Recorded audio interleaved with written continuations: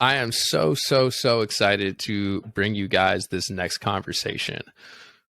Iman Tucker is a DJ, an entrepreneur, and an avid follower of the Christian faith. Now, I myself am not religious. However, I grew up with a background following the Jewish traditions, and both of us just were able to talk about what it is that we truly believe in, what we believe God to be, and actually realize that we have so much more in common than we would have traditionally thought. And we were able to reach so many of the same conclusions in just a completely different way, and how all of these different religions, while there are differences between them, they all really aim to do the same things. And so I think that there's so much to be learned from this discussion about having two people that come from very different backgrounds, believing in different things, can find that common ground and actually realize that there's so much more in common with them. I'm just so excited to be able to bring that conversation to you guys. So we obviously talked a couple days ago, and I know that you're a pretty big believer in Christ. And so we both come from pretty different backgrounds, I would say, when it comes to religion and spirituality. Me, myself, growing up Jewish, and now probably, mostly consider myself of kind of a Buddhist practice, even though I'm still very much at the beginning stages of learning exactly what that means. I'm curious, when did your kind of relationship with Christ in the Christian religion, I guess, begin?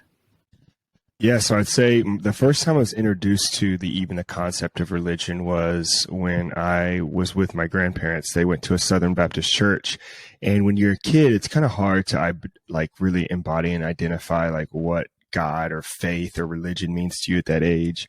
And what I found is, and this is just having served in youth groups as an adult, that typically you relate your experience with God with how fun your youth leader is or how much you relate to your friends there.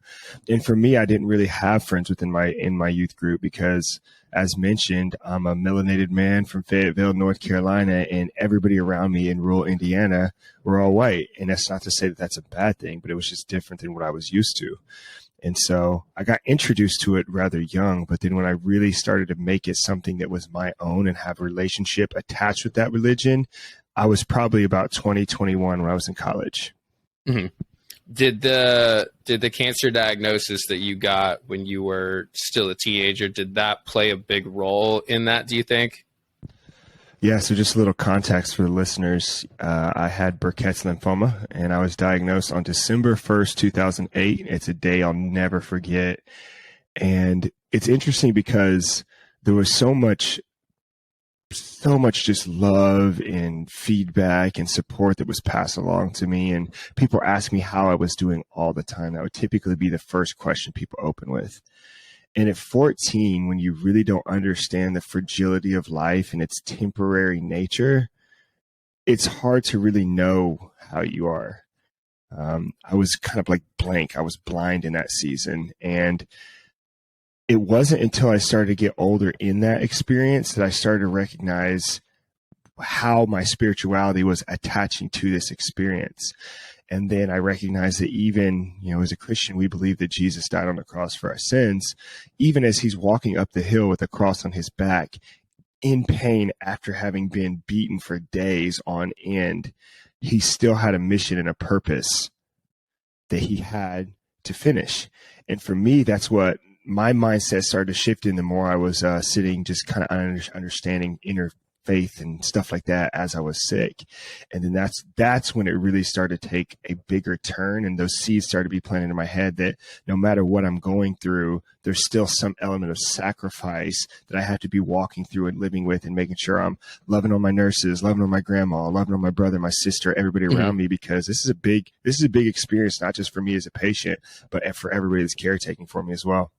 Yeah. How did you get into that mindset at such a young age of thinking I have cancer right now, yet I still want to live and sacrifice for these people around me? I'd say that's probably pretty rare for a 14, 15-year-old to have.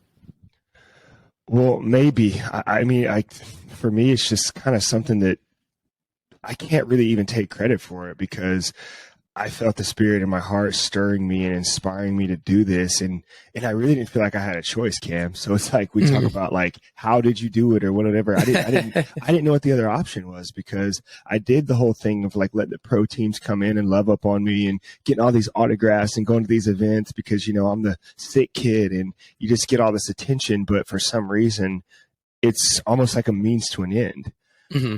But then when my focus starts shifting and God really starts speaking to me as to who I'm supposed to be, then waking up, even if we have nothing on the schedule, still feels like there's something to be done and some mission to be solved. Yeah. So what does believing in God, what does believing in God even mean to you? Like when you think of God, what is that thought in your head? I don't know about you, Cam, but I'm going to assume that if you have a podcast, that you're probably I don't even know how they say it, like a perpetual overthinker or something like that. Like you're probably always thinking. Yeah, right? Yeah, that would be pretty safe to assume. Yeah, well, in that case, in my own entrepreneur spirit, that's me as well. I'm literally always an overthinker. So yeah. You're probably thinking like, okay, well, what does this have to do with the question? Well, I'm always thinking about what God means, what God is to me, and the thing that I always remember is if we believe that God is a creator, and we believe that we were created in God's image, I don't particularly internalize that as he had a nose, he had a mouth, he had an eyes, he was this, he's eyes. I see that as God was a creator. Yeah. God sacrificed, God loved, God communicated, God did all of these things that now allows us to experience him on a tangible space. And so that's why entrepreneurship means so much to me. That's why having these type of conversations means so much to me. That's why loving up on people that I may not even like means so much to me, because that's how I internalize God to be and how he's loved me. Yeah. It's funny that you bring up like the concept of overthinking. So like I would say that my relationship with God, even let's call it 5 months ago, was like pretty non-existent, like completely non-existent. Like the concept of it, I was still like, I would consider myself agnostic, but it was more so in like, I don't really know what the fuck's out there. And like, I don't care what's out there. Like it doesn't make a difference in my life. And then it wasn't until my most recent experience with plant medicine, with ayahuasca, that like I felt on just a completely different level, just this presence of something else besides me that was just there. Like it was just a pure energy. It was pure love. It was pure light. It was what I had perceived God to be. And so when you talk about kind of overthinking, I now don't try to think about essentially what is God, what is out there, what is greater than me. To me, it's so much more about like less thinking and more feeling. I want to just feel as much as possible, like feel my emotions, feel that love. And that to me is what the concept of God is. And so like, I think we kind of talked about like, this universal consciousness or just like a state of just being. That to me is the same as God. Like I don't see it as essentially like an entity. It just is. Like there's no other way for me to explain it other than that. But it's so much more now like trying to live my life feeling everything and just letting my intuition guide me rather than thinking about what is the answer and what do I have to do. Yeah. Well, number one, thank you for sharing. Every time we talk, I kind of learn a little bit more about your perspective. So I really appreciate that, because it opens my mind up to understand what might be somebody else's perspective. So thank you. And it's interesting we talk about like feeling God, because I talk about a lot, specifically in the Western church, whether there be things I agree with or I don't. I've noticed that when you walk into a sanctuary on a Sunday where Christians would gather, it seems like to me that the experience is built around feeling God. That's why you have that bass pumping subwoofer. You have this light show that happens to choreograph at the same time that this big emotional peak is supposed to happen. And so I'll allude to this, but I won't get into it too far just because I'm not sure I have much to say, is I'm starting to wonder in my own regard, like what is the value of feeling God versus fulfilling the mission that God sent after us. Mm-hmm. And so I don't want to get too far into that because it's literally just a thought that popped into my head, but I certainly want to express it as well. Yeah, no, I mean, I'm fine with just kind of even like thinking that out right now. Cause like, I mean, obviously there is the feeling side of things. We're just like, okay, just sit there and let it be. But like, there then needs to be the flip side of that to actually then be able to express that to other people. Cause like, that's where it's important. And that's where I think everybody in my life dropped the ball growing up, is that they were not able to confidently, in a way that made sense to me, explain what that actually is. Like my experience going to temple and going to Hebrew school and having a bar mitzvah, at no point did I ever feel connected with God. Like really at no point. It felt like I was just going to temple because that's just what we did. We're Jewish. This is what we do. We sit there and we pray, and it doesn't matter if we don't like it. This is just what we do. And like, it didn't really feel good. It just felt empty. And so that was, gave me kind of just a negative view of religion as a whole. And obviously then, looking at a lot of other religions, there's a lot of power that's involved. There's a lot of wars that have been started over religion. So like, to me, just logically growing up, and I was always super, super logical thinker, I'm like, I don't think this has any place in a modern society. And like, that was truly what my thought was, but that was because I really didn't get it. I think that religion overall obviously has a purpose, but we're now in a place where society's evolved quite a bit from when religion originally started. Like now we just kind of know on a subatomic level, like, yes, I'm not supposed to murder my neighbor over there because that's bad. I don't need to, somebody to tell me that I'm going to go to hell if I do that. I just know that that's going to be a bad thing. And I don't really know exactly where I was going with this thought, but it's more of just that religion in the modern day is just tough because I think so many people take it way too literally. Like they hide behind it as a way to enact their own egotistic views on people and make people do what they want. Yeah, and I think, and please correct me if I'm wrong, where I took it and where I thought the segue was at was when you were talking about you were in this experience void of feeling. So you're saying, Cam, you need to do this. You need to show up here. You need to be a part of this. But in your heart, you didn't really understand the purpose of it, and you didn't really feel a connection to it.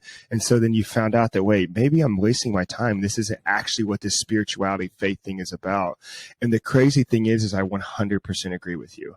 Mm-hmm. And I think that is probably my biggest qualm with religion, is because we show up, especially, for us as Christians on Sunday, we check these boxes, we go to these small groups, we tithe, we do all these things we're supposed to do, but we never have a why attached to it. And so as I've gotten older, it's interesting because, I'm an entrepreneur. I love making money. I love having stuff. In my heart and in my core, I'm actually very materialistic. And even if you look into a lot of like church functions and how they put on a lot of stuff, there's a lot of distractions and a lot of stimulants everywhere throughout the experience. Yeah. And I could easily see how it's so easy to have like such this being used to being stimulated all the time. And then you show up and you're like, wait a second, this stuff is not fun at all. In fact, I'm sacrificing my time. I don't want to be here. I'm sacrificing my focus and all these things. And I still struggle with that today as a 28-year-old man. Yeah. But what I've learned is as I've added more margin into my life, and I've really just tried to push all the junk away and really listen for that stillness in God's voice, which maybe it seems like now you've gotten to experience this a lot as well in your own journey. There's starting to be purpose and there's starting to be intention attached to why I may give. And it's not because I'm supposed to.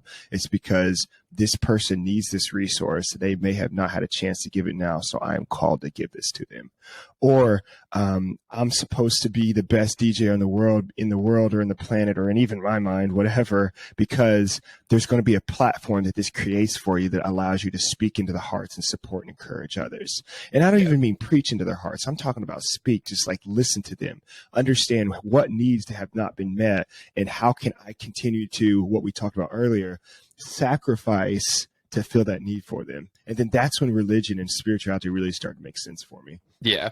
To you, is there a difference between religion and spirituality? Like, how would you describe those two concepts that are, I think, oftentimes confused for the exact same thing? It's crazy because like a lot of people, like it's a new hot buzz thing in the Christian space here in the Western to say, I'm leaving religion for relationship. Mhm. And they almost like damn religion as if it's a bad thing. And like religion's the reason why I haven't got to experience God. But if you think about it in its practical sense, religion, the fact that you have a Bible, the fact that you showed up, the fact that you have a Quran, that's the whole reason, or even a Torah, that's the whole reason why you are even able to verbally express what God is. And so it's always kind of contradictory in my head when they say I'm leaving this for that, when in reality, I think that the religion side of it or the spirituality side, let's attach those together just for the sake of this conversation. Like that is a lot of the core principles that's going to allow you to have that faith, that individual experience with it. Right. Yeah. It's like working out, right? Like I could give you a meal plan and I could give you some weights to lift. That's the religion. That's the spirituality side of it. But your faith, your discipline, you showing up, you're doing what you need to do in God's name.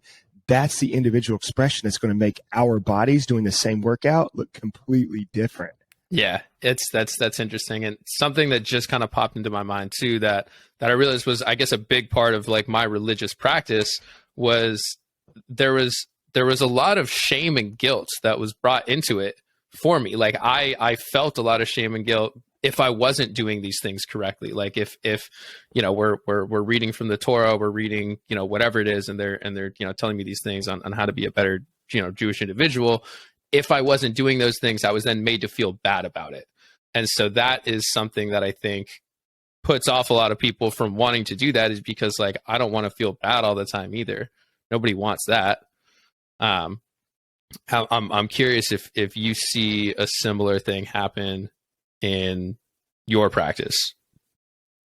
Yeah, and I would say that that's the part that breaks my heart the most, because we confuse accountability and trying to hold our brothers and sisters up to a better expectation against this thing of shame and guilt, to where you are less than, or you are not doing what you should do, or get out of my face, like I can't be around you. And it just breaks my heart, because even in my own life, I've never gotten to where I needed to be as an athlete, as an entrepreneur, because people were shaming and guilting me. I got there because there's somebody that saw that there was potential, and somebody saw that light inside of me, and they encouraged that. They gave me resources for that. They put their arm around me when I felt like I wasn't going to be a college athlete, or I couldn't have been an entrepreneur.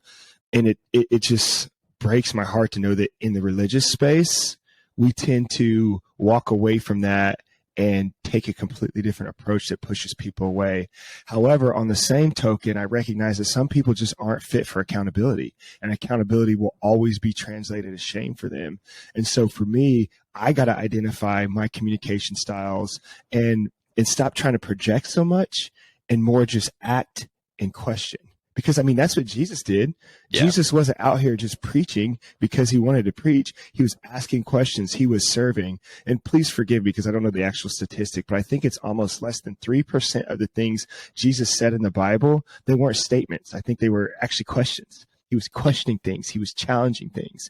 And that's where I feel like if we took more, if we really paid attention to our texts and our scripts, we would identify that and start loving people in that way instead. Yeah, it's so interesting that you bring up the concept of questions, because like that's how my own, I guess, like spirituality has been built, was from me just asking myself questions, and like me getting down to the core of what it is that's inside of me that's essentially like making me feel this way. And so like I guess I'm now sort of a believer if I say like all of us are God. Everything around us is God. You're God, I'm God, my cat over there, he's God. Because I think that like the teachings of Christ, the teachings of Moses, the teachings of Muhammad, all of those guys, I think, just asked themselves enough questions to where the answers were just within them. The answers are inside of them. And I think the answers are legitimately inside of all of us. There's just so much stimulation and so much distraction and just so much bullshit that makes it hard for us to actually see the truth of the universe. That's a great point. In the Muslim faith, or the Muslim religion, they say that you can't convert to being Islam. You revert because you were always Muslim to begin with. And so when you say that, that's the first thing that comes to my mind, is like, In the Christianity, we talk about the Holy Spirit. Holy Spirit coming inside of us when we accept salvation. It's like that concept that connects with me and relates with me in a way that I'm sure a lot of Christians would be upset if I admitted to. Yeah, it's interesting too. And so I know you've been, I guess, studying the Islam faith now for I guess when did that begin? Like, when did you kind of get more curious about like other faiths outside of your own?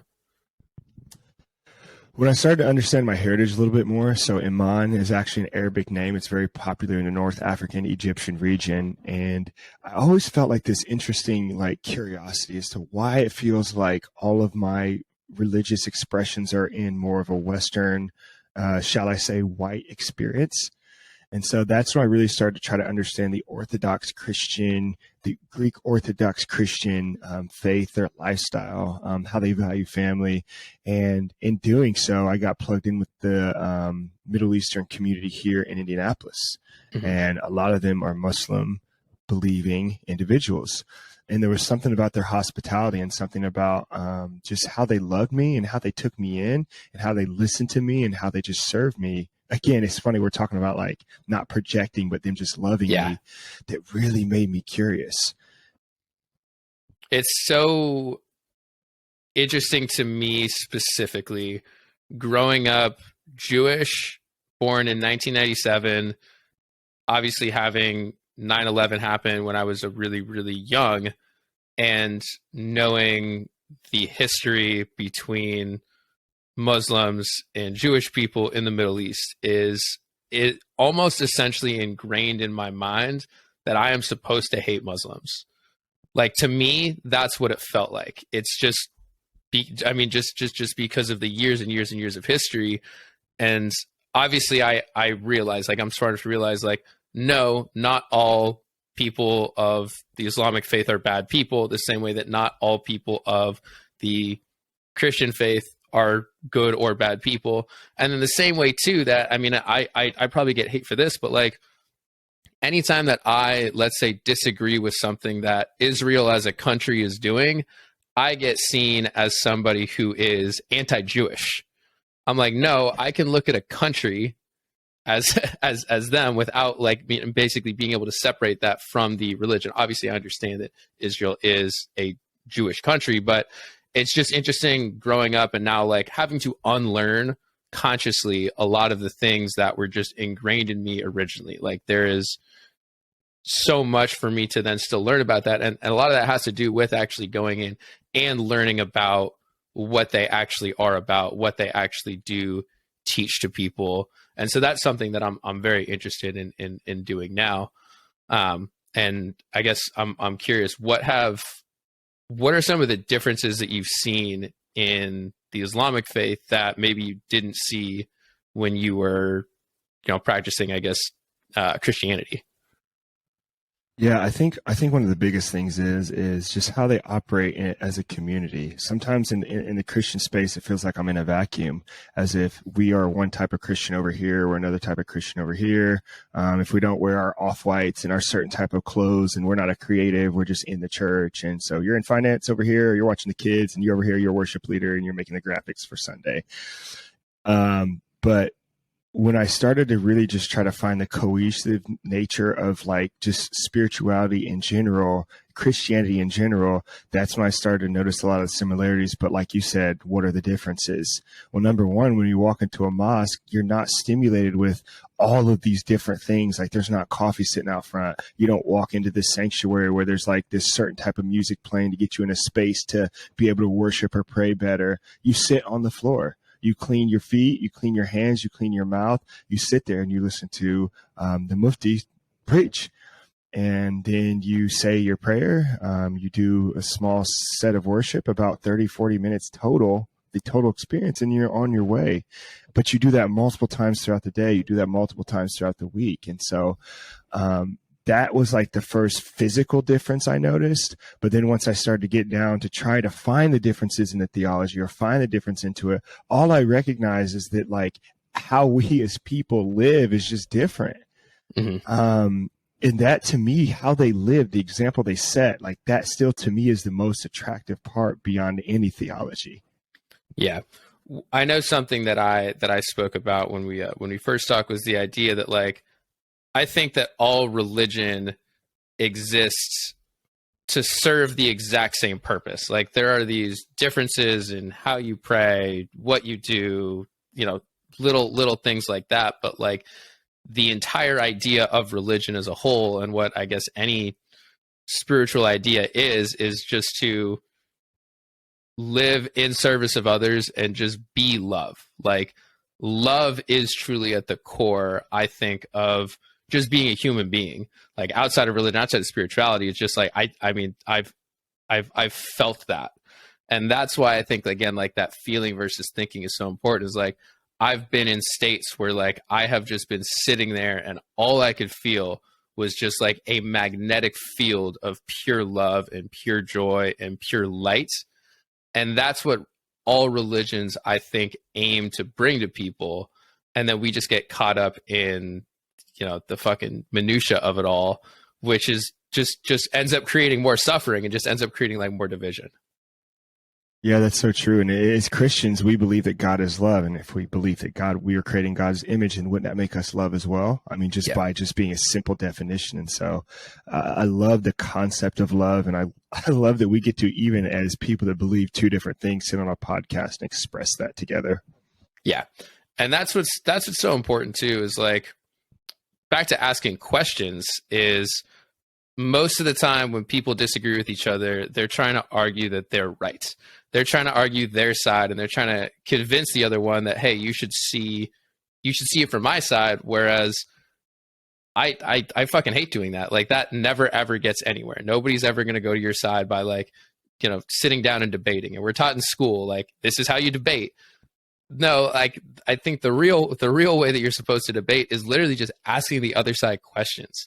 If you can understand what it is that like they actually believe and what it is that they actually want just by asking questions, there will always be some way to see each other as human and find some sort of resolve. Like all of us want the same thing at the end of the day, which is love. All of us just want to feel that love, and that there's just so much shit in society that's telling us that we need to do these things in order to feel more love. We need to get the next house. We need to get the next car. We need to look better. We need to do all these things. And all of that really comes down to us wanting to feel accepted and feel loved by everybody else. And when you try to convince somebody of your side, you're essentially invalidating their feelings and telling them that, hey, like what you believe is simply wrong. Therefore, like you as a person need to change in order to be loved and in order to feel this from me. Whereas if you just ask those questions, you're naturally going to get there. And that's just how it works. That's a great point. And when I was growing up, people were always telling me within the church of like, do not read a Quran. Don't pick one up. Don't touch one. Like, don't look at a Torah. Like, don't allow yourself to be confused by understanding the other side. And so from a young age, we're built to just build these walls up. And if 1 + 1 does not equal 2, then all of a sudden it's wrong. It's out. And the crazy thing is like the world is not math. And so like, it's irrelevant if 1 + 1 = 4. Yeah. And we have to be able to humble ourselves and open our hearts. And it's the interesting thing is when it comes to debates, if you ask enough of the right questions, and this is sales strategy, this is relationship strategy, this is negotiating strategy, even right here. If you ask enough questions and the other side isn't actually confident in what they believe and they don't understand that, then they are going to start to reveal that through their answers. I don't have to tell you you're wrong. They're going to have to start showing their own spirit of doubt. And if I'm actually operating as I should of a follower of God and setting an example that they can now plant that seed that they can be inspired by, and they're seeing doubt in their own space or on their own side, I've done my job. And it's not about this manipulative thing to try to get you to see doubt. I'm trying to learn you. And in regard, you're probably learning yourself by having to really defend and understand your own points or way of thinking. But if I'm just telling you, I can't learn, and you probably can't even, your heart won't even be, and I'm not saying you specifically, but just us as prideful humans, our hearts won't even be open up to hear what the other side is saying. Yeah. When you say that, that just gets me kind of thinking about the fact that I think a lot of the problem is, and a lot of reason that we want to be right and like we essentially put up those walls is because as we're growing up in these organized religious settings, which most people do grow up that way, regardless of what religion it is, you have some sort of organized religion that you probably learn at some point, or you learn absolutely nothing, which again is still an issue, because then you're taught not to think about it, but like you're told this is what you should think and this is what you should believe. And it doesn't give you an opportunity while you're growing up to actually formulate your own opinions and to actually believe that shit yourself. So therefore, once you get older and then once you start arguing these things, you don't even understand why you're arguing these things. Like, you're just believing them because you're told to believe them, and you don't truly understand it. And I mean, especially as you get way older, that just creates like so much tension within the body to not understand like who your identity is. Like, if you've had an identity for so long and you continue to believe these things, and then somebody all of a sudden says something that can shatter that identity, well, if I've believed this thing for 45 years of my fucking life, yeah, I'm gonna have an issue with that. Like, that's really, really tough to come to terms with. And that's the whole idea behind plant medicine too, is basically the dissolution of self, the ego dissolution. Like that's, you know, the term ego death is really popular. It's the idea that like, we are not our egos. We are not these things that we believe. We just are. So that's why it gets you back to that point of just being, because once you experience that state, like, then you understand it. These are obviously drugs that put you into that state, but like, your mind is very much at work. And like, that's why the term bad trip, that's why that exists, because you're fighting against your ego. You're fighting against these things that your ego wants you to believe because you've just been told them. But in reality, you know deep down that a lot of that shit just isn't true. So I actually want to hear more about this, because it's interesting, because that fight against the ego, those fight against all those things that I am not, that's literally what I feel like I experience on a daily basis. But it seems like we have two very different perspectives on how to go about that. So I want to hear a little bit more. Yeah, so it's just a different way, and this is what again what I said earlier. Like, all religion aims to get you to the same place, and that's what these plant medicines are there to do as well. And typically a lot of them are done in indigenous cultures. So like my specific experience with ayahuasca, that's done traditionally through the Shipibo culture in the Amazonian jungle in Peru, in Brazil. And in South America, they've been doing these things for hundreds, if not thousands of years. And the same idea with the Native Americans who use the peyote cactus to go on, vision quests and go on these spiritual journeys. All these things are doing is helping, I think, free your mind and free your ego of that idea of self. Because once you get rid of that idea of self, that's when you are able to let in that love and let in that light. And that is what, in my opinion, like, that's what God is. God is that all-knowing, all-being sense of love and light. And again, like, back to that word being, it's just being. If you can be comfortable with just being, that is when you truly experience God. And then it's just like a switch in you that you realize that, man, I want other people to feel this way, because it's so much. And it's also really, really hard. And I'm kind of just going on a tangent here, but like, it's hard to be in service of others if you haven't filled your own cup up first. Like, if you don't understand who you are and you don't feel that love and that light yourself, it's really, really hard to want to do that for other people, because there's that part of you that's missing. And that's why you form all these attachments to people. And again, like, you get into bad relationships subconsciously without realizing it. And you do all these things to get love from other people. That's really just because, like, you have trouble doing that yourself. That was something that I very much experienced for my entire life thus far. Is I have a lot of trouble loving myself, and what these medicines helped me see is that that's what needs to come first. Like, I need to love myself for exactly who I am. I am created in God's image. I am already perfect just the way I am. And it took that complete dissolution of the ego caused by a plant medicine in order for me to see that. Yeah, that's a unique perspective. So thank you. And I shouldn't even say unique, just unique to me, because I've never experienced that. So thank you for sharing. I do have a question for you, though. Yeah. Do you believe that you could have come to that revelation or to that space without medicine. 100%. I absolutely do believe that. I do believe it would have taken so much fucking longer though. Like it would have taken years and years and years of meditation and therapy and whatever else I needed to do in order for me to come to that myself. It's just such a shock to the system that like you have no choice but to either like, I mean, honestly, like you really have no choice other than to just go along for the ride.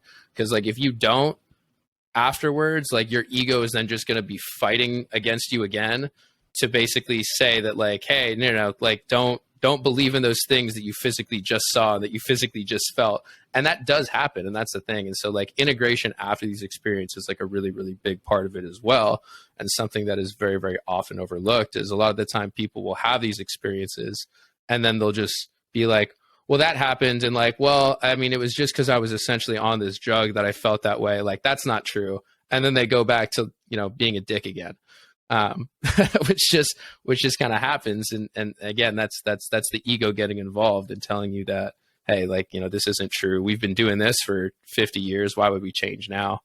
But yes, to answer your question, I absolutely do believe that that's completely possible without the use of these plant medicines, 100%. And I mean, just from talking to you, I can tell that you already feel what I'm feeling.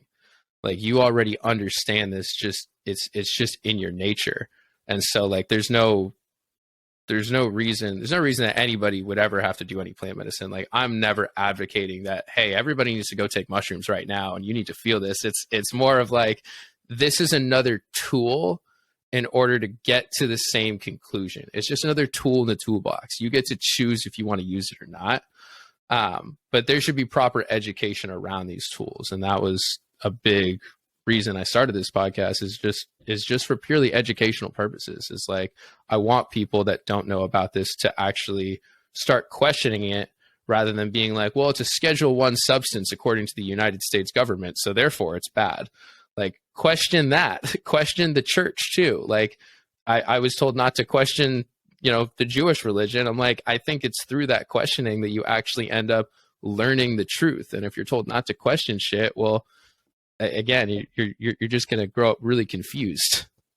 I absolutely agree. And so my mindset is literally question everything, question the history, question this, question that, question your pastor, question this, which comes off as arrogant or comes off as maybe this person isn't able to submit to leadership. But in reality, I think it reinforces. And the way you talk about medicine, like waking up those parts of the brains that you were sedated just because you were always being told what to do. And so, I feel like I'd be doing a disservice if I didn't share with the audience what I feel like is the alternative perhaps to medicine. Please do. Yeah. And so I believe that it comes in a space in the name of margin. And I talked about this a little bit earlier in the day, but like being a DJ, being an entrepreneur, there's a lot of material benefits that come out of doing these things if you do it really well.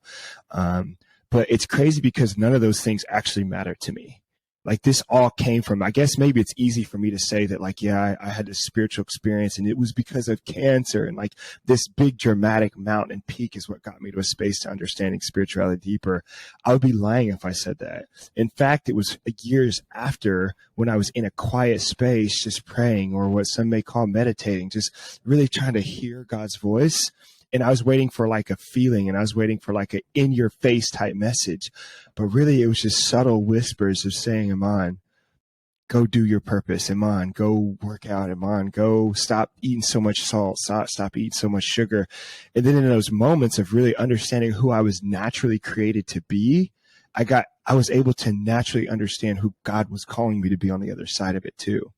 And so it's interesting because I'm sure I'm giving like this super ambiguous advice that people are like, well, what is the first step?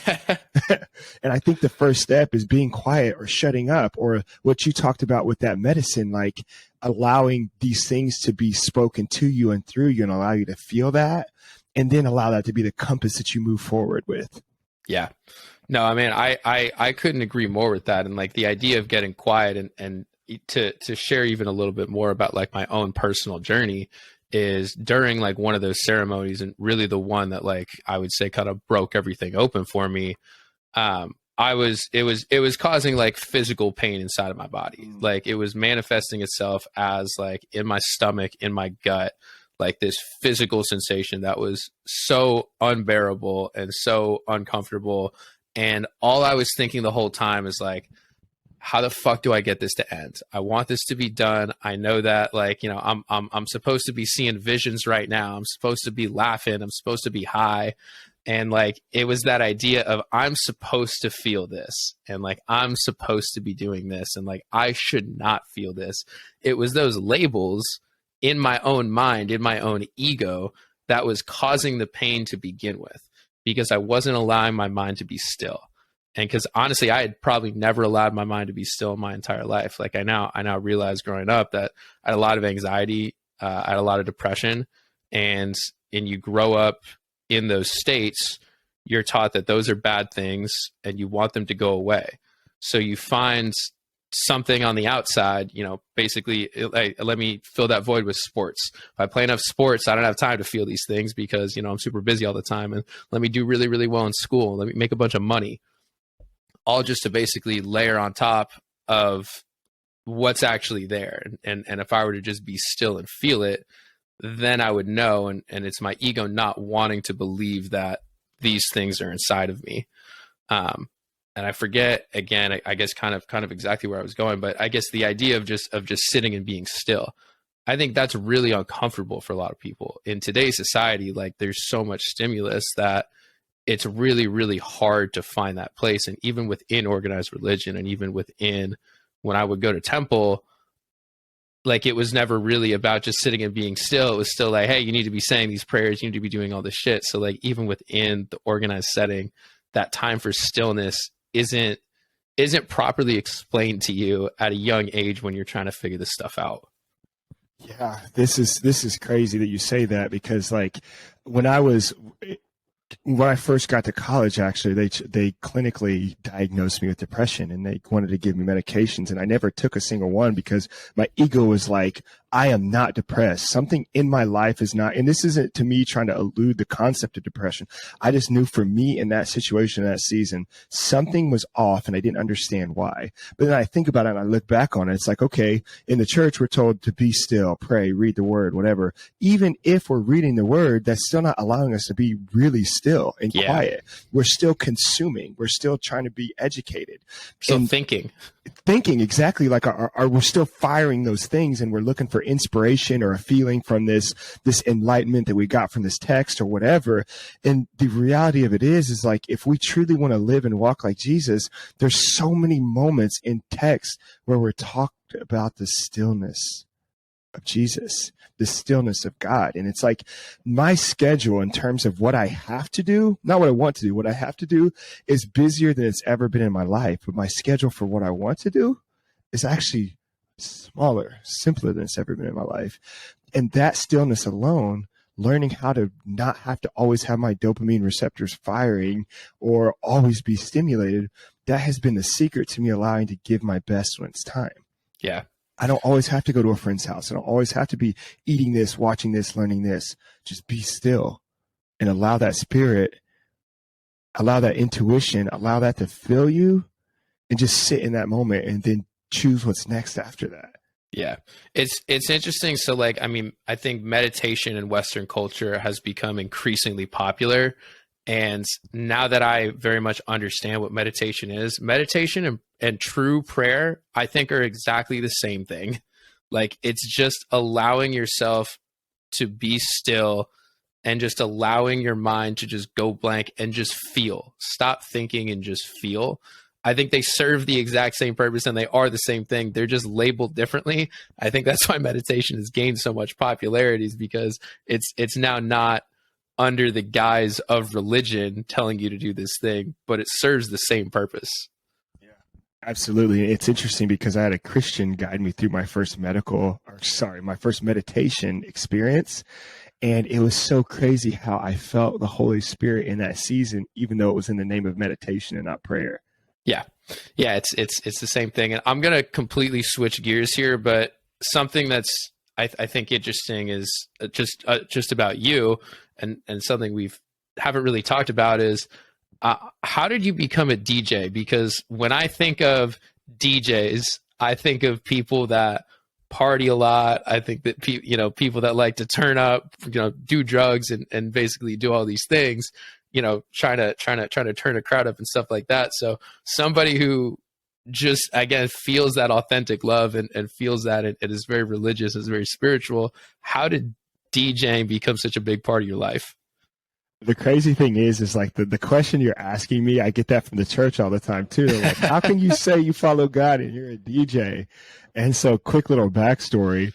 When I was in college, all my teammates loved to turn up. And I didn't drink, I didn't smoke, I wasn't into hookup culture, anything like that. But I still felt a responsibility to look after them and make sure they got from their party back to their house in one piece, because they were going to go whether I was there or not. And so I was always the DD. But then once I showed up to the party, there's the entrepreneur in me that really struggles to not have utility when I'm in a situation, especially for multiple hours. And so at first, I'd just be having conversations with random people. But then once I realized most people there are inebriated and I'm not getting much out of it, one day somebody asked me to hop on the aux when that was still a thing, right? Plugging your phone in and and playing music. And in that space, there was like this space of leadership to where I was able to change the complete vibe of this party. And I found out that, wait a second, like, this doesn't have to be this super grotesque, very hedonistic mindset if I don't want it to be. I have the aux. I can play whatever I want. And if I have good taste, maybe it'll make people move. And so a simple curiosity turned into a hobby. So I bought me a little controller, which turned into an infatuation for the art of DJing, which then I attached my entrepreneur heart and spirit to it. And I'm like, wait a second, there's more to this than I even thought. But with that came specific boundaries of like, I'm not going to try to have to do substance to find myself. If I have to do push-ups in the green room before we go out and do a show, that's what I'm going to do to get my heart and my space and my mind into a place where I'm ready to turn up. But on the same token is perhaps people like the concept, those that don't believe in God, or maybe those that aren't in the church, they like the concept of music and they like the concept of DJs and they like the concept of partying. Well, if I'm supposed to be in the world and really showing people Jesus love, then I can't just do that from the church. I have to do that from spaces I'm not comfortable in. And when I identified that, it made so much more sense for me to be a DJ. However, you're not going to find me in the clubs. You're not going to find me in the bars. You're going to find me in these other spaces. And I'm going to use what you would find in that bar and club as a small, subtle bridge to get you over to perhaps where God is calling us both to be at, connecting over something that we can relate on. Damn it, dude. What I love about something you just said was basically like doing this in spaces that you would normally be uncomfortable in. And one of the biggest things I've learned through just my journey with spirituality and plant medicine is like the concept of getting comfortable with discomfort. Mm-hmm. And I think that concept right there, like, back to the ego stuff, like, it helps break down that ego. It's your ego telling you that you're supposed to be uncomfortable in these places, and you thinking that this is a place I'm supposed to be uncomfortable in, where, again, if all we are is created in God's image and like we are love and light in the universe, like, why would we be uncomfortable anywhere? Like, if we're just emanating pure love everywhere we go, like, it shouldn't matter where it is that we are. We should be able to give that to everybody, regardless of their lifestyle and their choices. It's just showing them that pure love and essentially like breaking down the idea of discomfort in the first place. There's no such thing as discomfort. Yeah, that is so true. And it's crazy because it was my ego telling me that I shouldn't have been there. It was my ego of wanting to be like this perfect Christian that was saying, Iman, you shouldn't even be a DJ to begin with. How can you be listening to all this crap and still follow God and serve God? But when I tell you, Cam, how many conversations that the attraction of me being an entrepreneur and DJ has led to alone, like, I can no longer look at my ego and say, these people's opinion of what kind of good Christian or believer I should be even matters at this point. It's on me. It's on my convictions now to act in a way that honors God, even if I'm in these spaces in which I feel uncomfortable, right? Yeah. I'm curious, did you ever try like the whole corporate 9-to-5 thing, or were you pretty like immediately like, this is not going to work? I really thought that I was going to be a corporate 9-to-5er. I thought I was going to be a C-suite executive. I thought I was going to start off in sales, do marketing, attach technology to it, and work my way up. But in those 40 hours a week, in the 50 hours a week, in the 60 hours a week, I recognized that there was something in my spirit that did not feel like it aligned with God. And it's like, it's crazy to even say that because it's not like I was doing anything wrong. I just wasn't doing what was right for me. Yeah. And so, yeah, I definitely was a 9-to-5er for sure. Very short season, but I definitely was one. No, it's interesting just because I asked that. Like I'm at a weird stage of my life right now. I graduated from college. I immediately went into sales. I've been like super interested in tech startups, like pretty much my whole life. And now since I've connected with what I consider like my authentic self, it's that pull realizing like, hey, like you don't need to do this. Like this isn't what's giving you purpose and giving you fulfillment. Like you're just doing this because you've been told that this is what you should do. And based on your skill set that you would be good at it. And I was good at it, but I did not like it at all. And like, it was me fighting with my own ego being like, fuck, maybe I don't actually like this thing that I've been telling people that I love now for the past 6 years. And that's like tough to come to terms with. And like, now I mean, I have truly no legitimate plan as far as what it is that I am doing other than just trying to follow my instinct and follow my intuition, which is just God working through me. I think, you know, again, in probably how you would see it is that's all I'm trying to do. Like, and just surrendering to the fact that if I do that, I will be exactly where I'm supposed to be. Like God's plan, God's will, surrendering to the universe, however you look at it. If I just allow that to work through me as much as possible, I truly do believe that I'm just going to end up in the right place, regardless of what that looks like. I just have to accept it. Yeah. And so the crazy thing is like we were talking about patience earlier, and some people take that same mindset and they just don't do anything and like, oh, you know, God's going to get me there. But the reality of it is, it's like the fact that like you're humbling yourself to say like, I don't know what I'm supposed to, like where I'm supposed to go, but I do know on a daily basis what I should be doing. Like, Cam, if I were to tell you 5 years ago, like I couldn't even close my eyes and say that every major sports team in the city and state of Indianapolis will now want me to be their official DJ because I played at a house party. That's the type of timeline and storyline that I can't really write. Yeah. I can't say like this is going to happen. I can try to fake it. I can try to write a goal down, but like that's not for me to decide. It's on for me to submit my focus, submit my attention to God, and whatever comes out of it comes out of it. And if it's nothing, it's nothing. If it's just pure joy and genuine experience, that's it. But we stress ourselves out because we try to stimulate. And like you said, like we try to create this identity or this plan that we have to stick to. And then our ego, it's so hard to walk away and say, and Cam, I cannot lie to you when I say this. When I told all my people that, hey, by the way, guys, I'm going into a tech startup. I'm going to make retail and I'm going to be a DJ. And in fact, I'm making $0 out of it right now, but I'm going to forfeit my MBA to do that. Yeah.